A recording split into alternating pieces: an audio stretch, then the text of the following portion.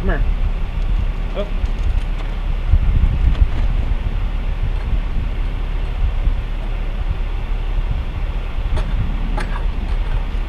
Well, you know, I think we should make this better.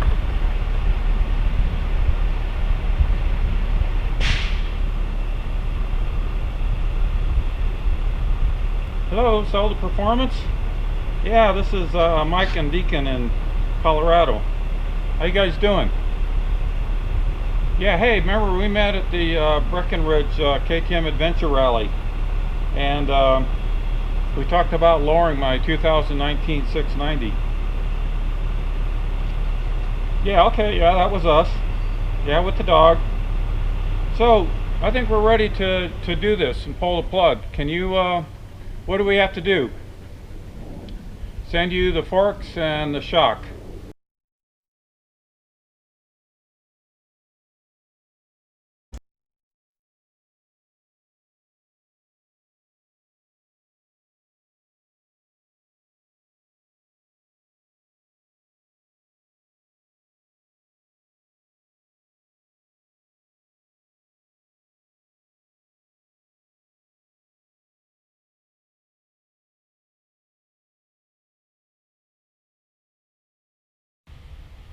Welcome to the man cave. It's a wonderful day in Colorado. Support the blue. Deacon's hanging out, and the man cave doors are open.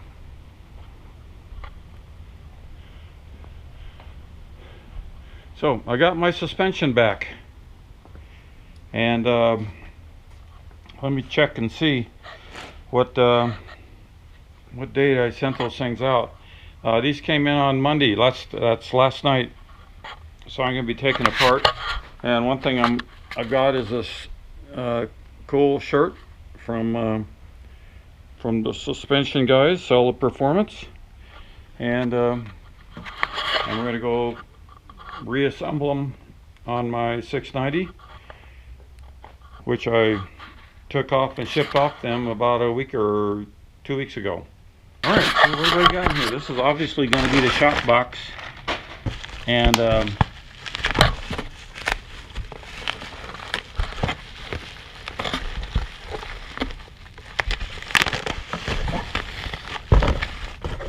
they sent me all the oh, so this is a new kickstand. They decided rather than cutting mine down, they would, which for $60, they would send me this, which cost $69, and it's already been cut down. Now the only problem I see here is the foot that's on here is for the early 690 foot. The 2014 to 2018, and the foot that's on the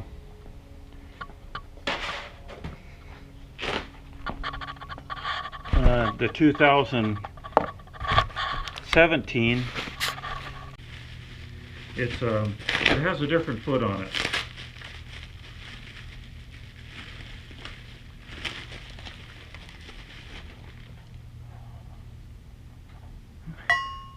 This is the shorter foot, or the shorter side stand, but the foot is the one that's on the 2014 to 2018. This is the 2019 and on kickstand foot, which is the same that's on the 790 and I think the 1190. They just went to this different generation.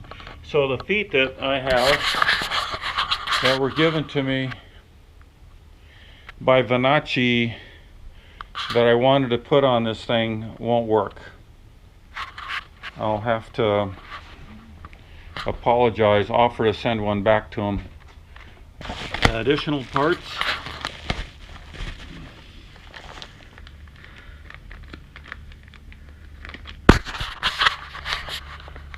Yeah, I don't know. I bet you that's something that goes inside the fork tubes that I probably don't need.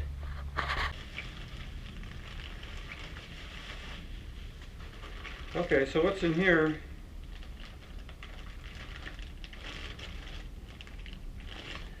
These are the parts that were on the shock absorber for adjusting the sag, which I won't need because they sent me a new device. All right, the old spring is 72-225.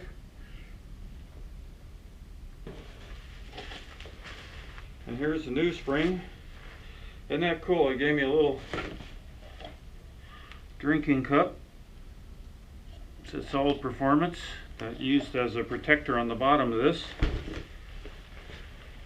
Oh, this thing's heavy. Okay, wow. Isn't that sexy? Check this out, guys.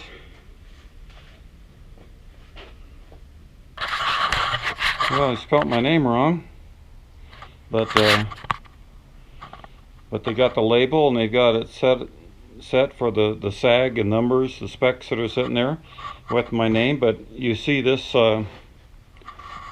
this adjusting system is by X-Trig. You adjust it by that little hex nut sitting right there, and from the side, so you don't have to reach in there with the little spanner like you used to. And the spring is really kind of clever or interesting. It's kind of a graphite gray color, and wow. So when people look at this, they'll definitely know that I've got a different shock on there. Of course, I have to stick it in that really dirty area down there. So let's get that set aside. This was the old spring.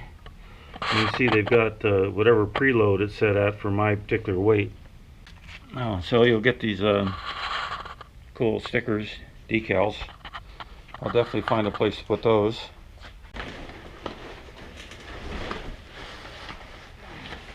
One fork tube, I should say. There we go.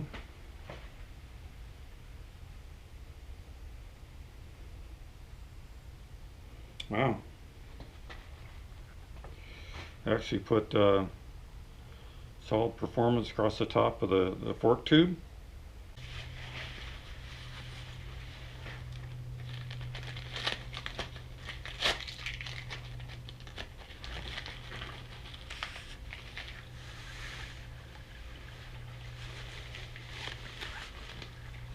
I'll have to remember which one goes left, which one goes right. It shouldn't be too difficult, right? The one on the left gets the brake caliper. Of course, here you go, nice and super shiny. Excellent. Now you'll notice that I'm missing something on the top here. There's got the screw, which comes with the bike the way it is. So my two little, there they are, my two little Motion Pro pieces. I'll put those back on. I have a separate video when I mounted that.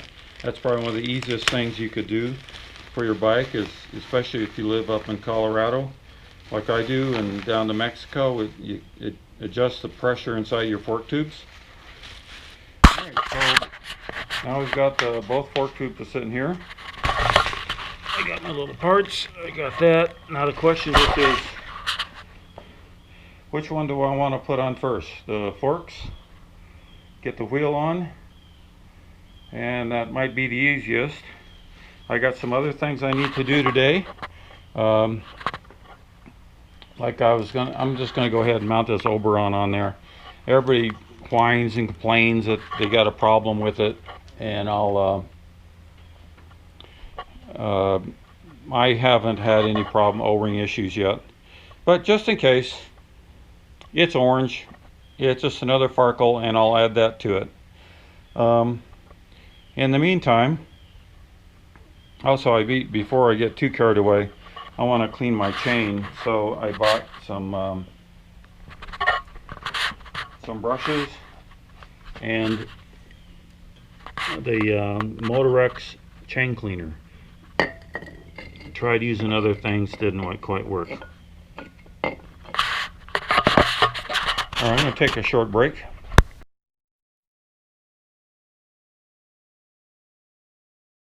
Okay, I'm back, and I just got done getting my Chromecast to work.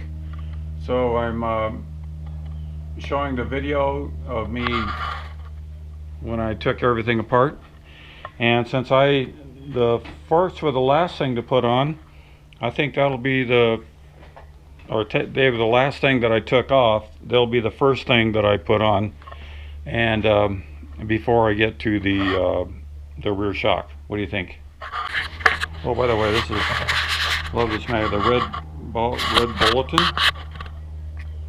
So Shayna texture on there. She's a real hot racer. Love it. So I wanted to save this thing so I could put it up on the ceiling someplace, along with other, like my Ryan Dungey Wheaties box. I'll just put her up there with Ryan. Put them on though. I'll go ahead and put my my Motion Pro bleeders on.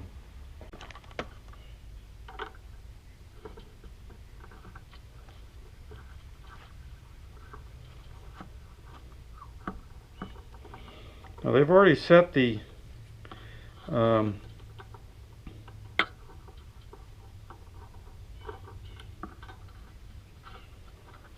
this just has an O-ring on it. Let's see if, yeah, they still have the O-ring on the Motion Pro parts. So they've already got all the settings here preset for me, however many clicks it is. It's listed on the fork tube.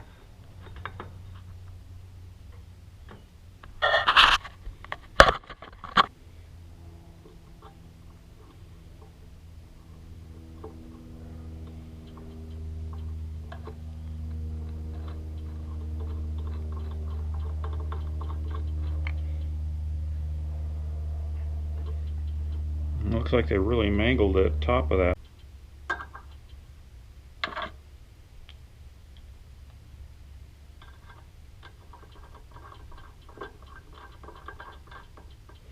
Be nice to get a blade that's a little bit wider than that, so it goes all the way over. Let's see if I can find something.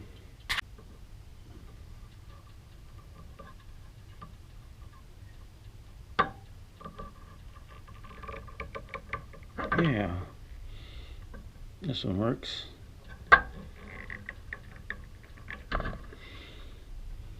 Okay, that we'll need.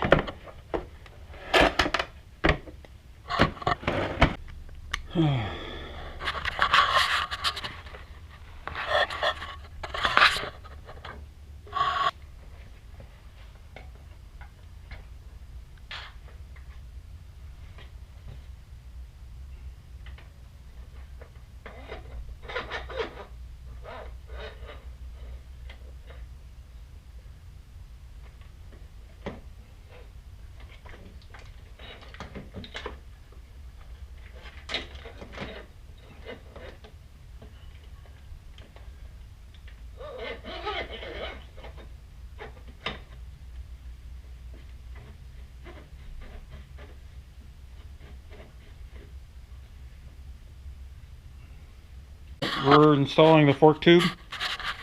The book says to mount the bleeder toward the front, And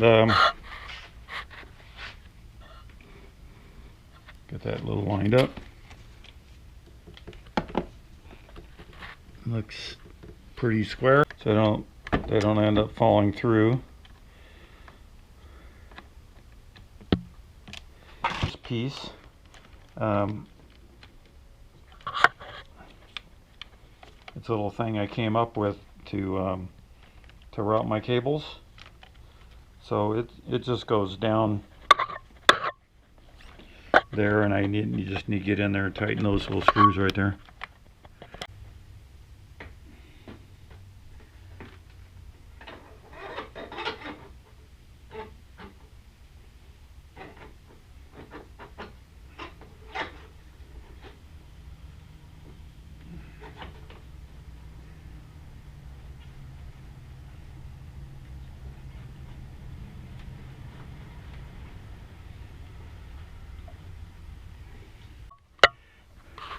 The second line on the fork, not this edge, top of it, then there's a line, then another line. It's the second line you're adjusting for.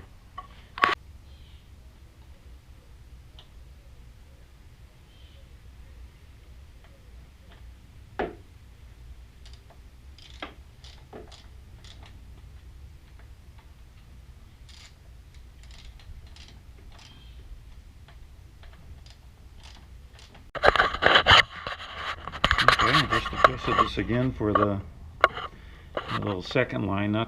Don't be confused with the line on the top where the cap goes. First line, second line.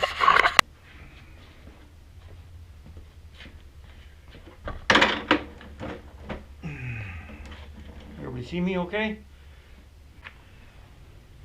There's 4 of these long bolts that are going to go into that are the pinch bolts.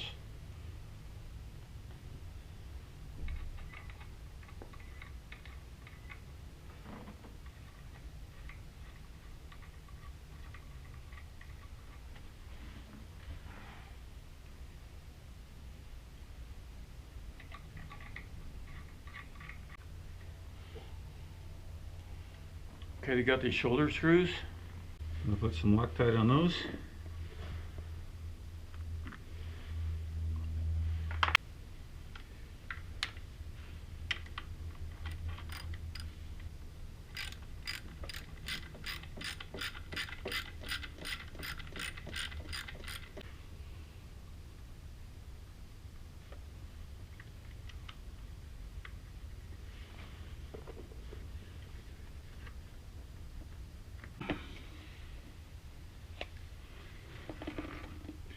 The screws for the brake come in on this side.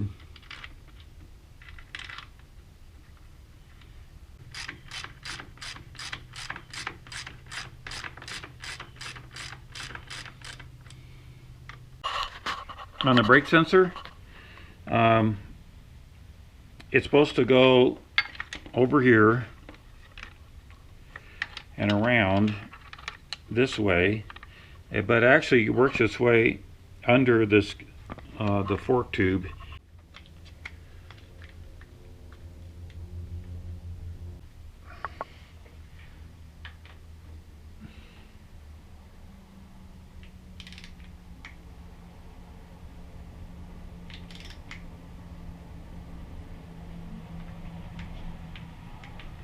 Oh. All right, so this sensor, you got to get that wire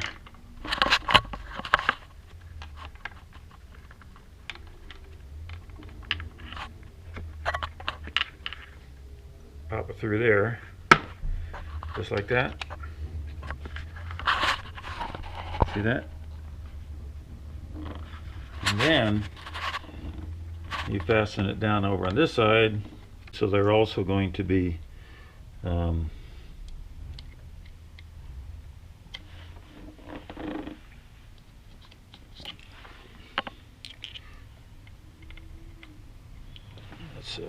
what are those, T20?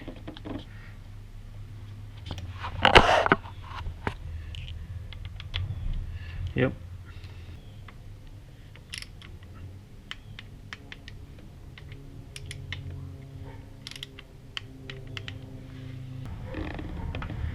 That cover back on.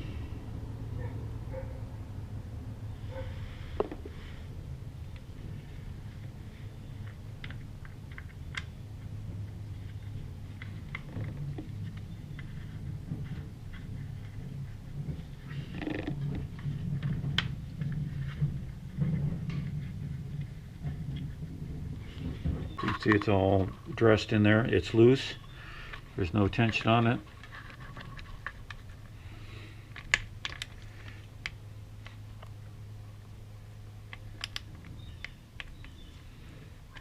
Okay.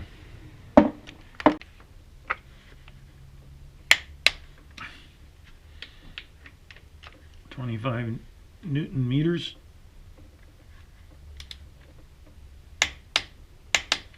Okay. Was wrong. You see that little?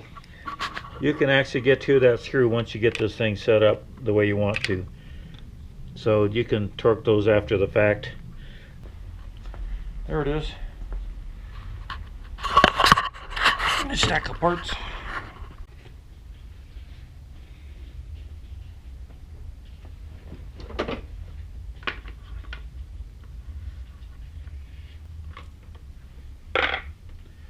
They'll all get Loctite on them.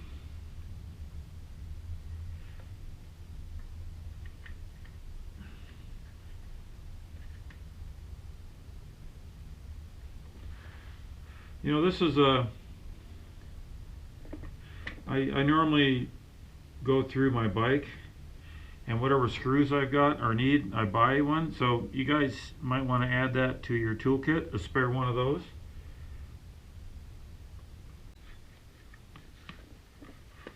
Now you got these little rings. You slide that all the way to the top, and when you go riding, and whenever the maximum amount of compression that you hit someplace, that's where that little ring goes and just stays there, so you can see how hard you hit something.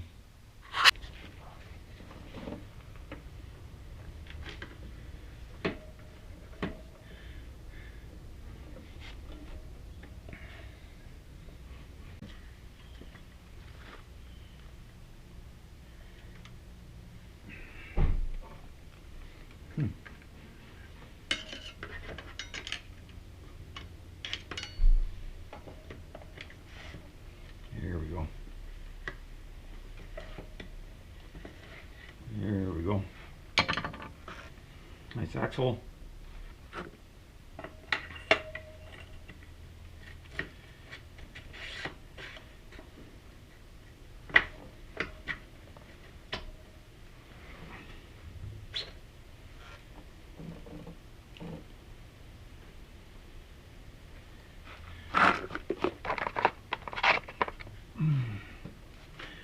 Here's a nut. It says dirty, but I'll go ahead and bring that in till it's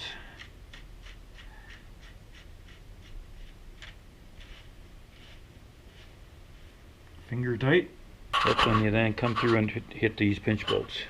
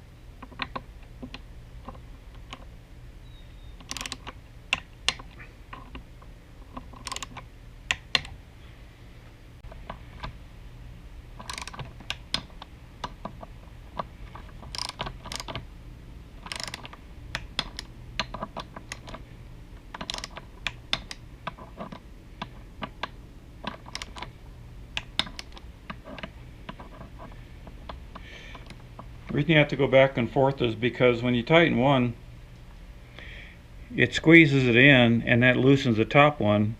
You tighten that one up, it loosens the bottom one, so you have to kind of go back and forth until they both are got the same amount of tension on the triple clamp. And of course you don't put as much pressure on this one, the top, as you do the bottom, because you don't want to crush the top of it. All right, well,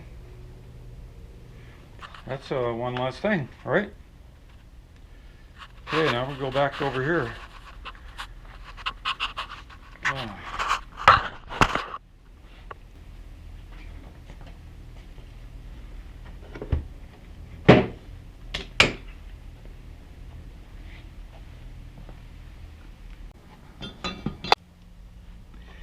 So it's gonna go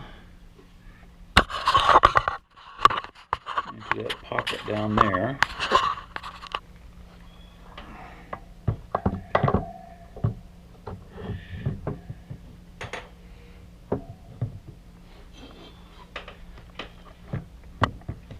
Hold on a second. You can lift the seat up a little bit.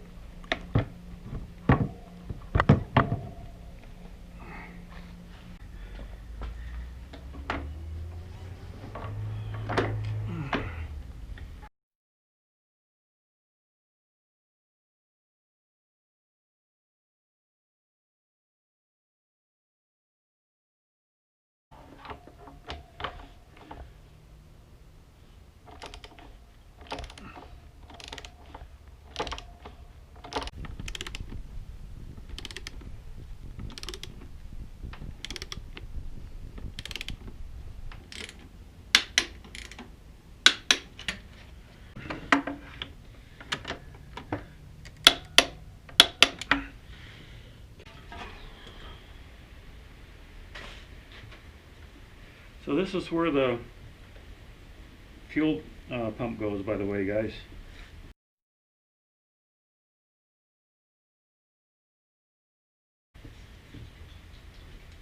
On this.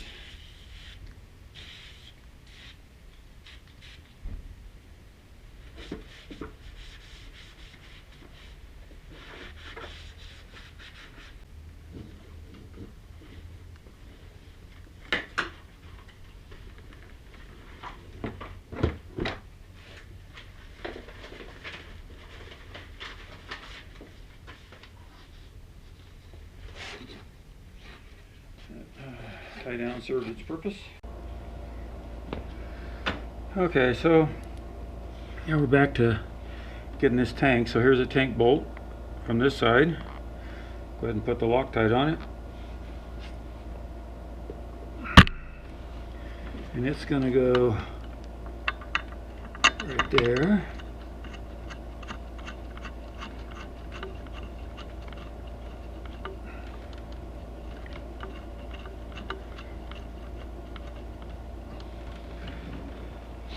Go to the other side, and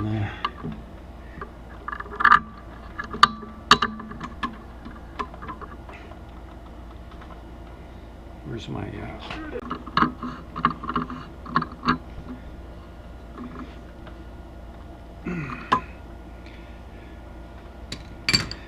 okay, let's see what that torque is supposed to be.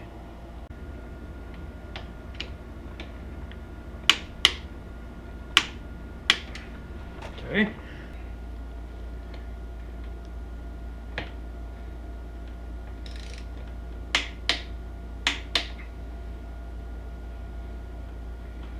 I'll double check. That ties the muffler in.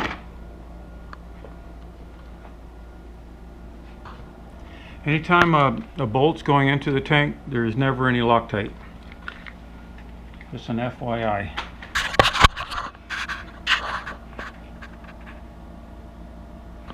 Matter of fact, there's anti-seize compound on it.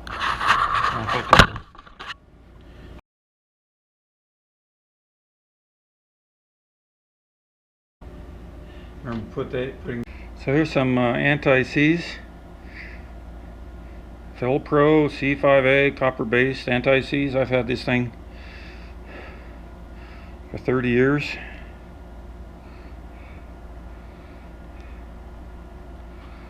Just a little bit on the threads there.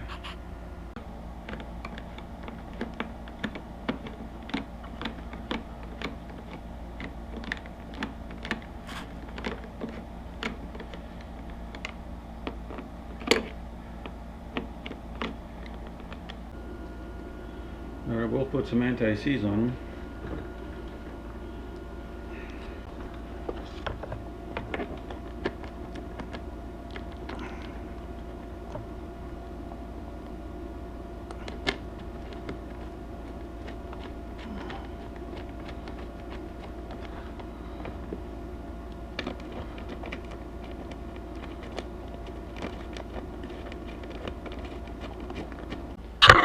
You see this right there? By the way, that's a one-way check valve that's in there that allows the air to go out but doesn't suck fuel back into the, and dust.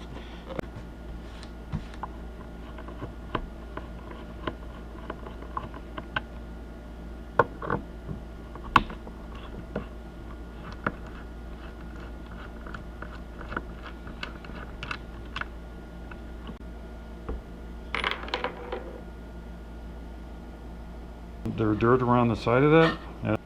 So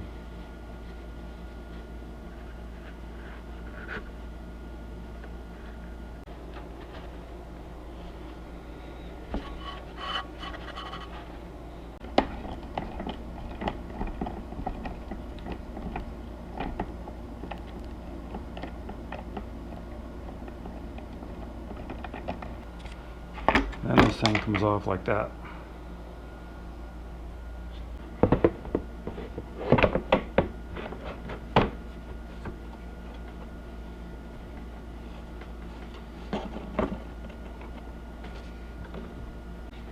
There these little buttons go.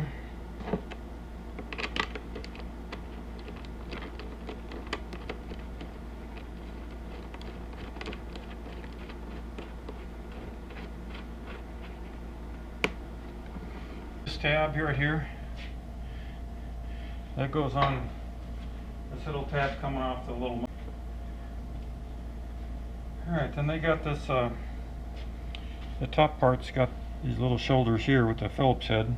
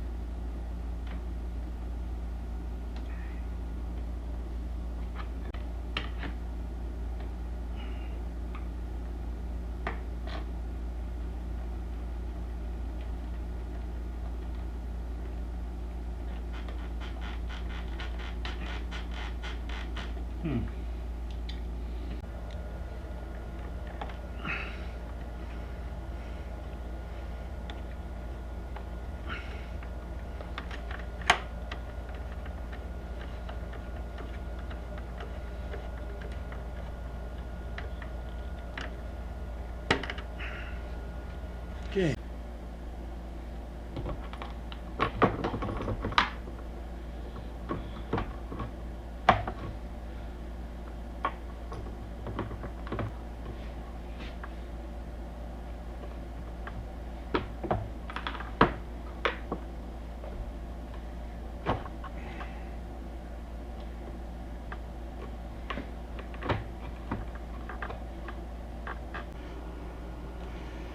Okay, gotta make sure my O-ring stays put.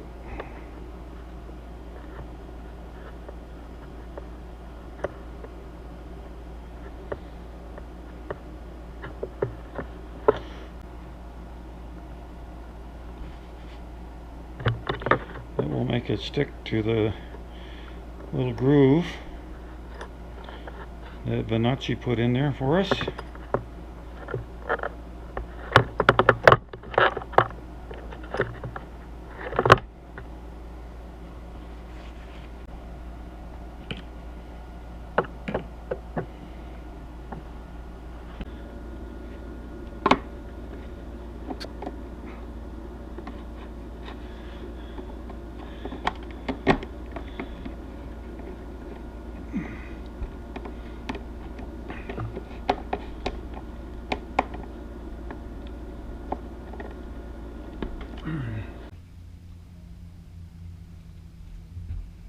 Okay, good boy.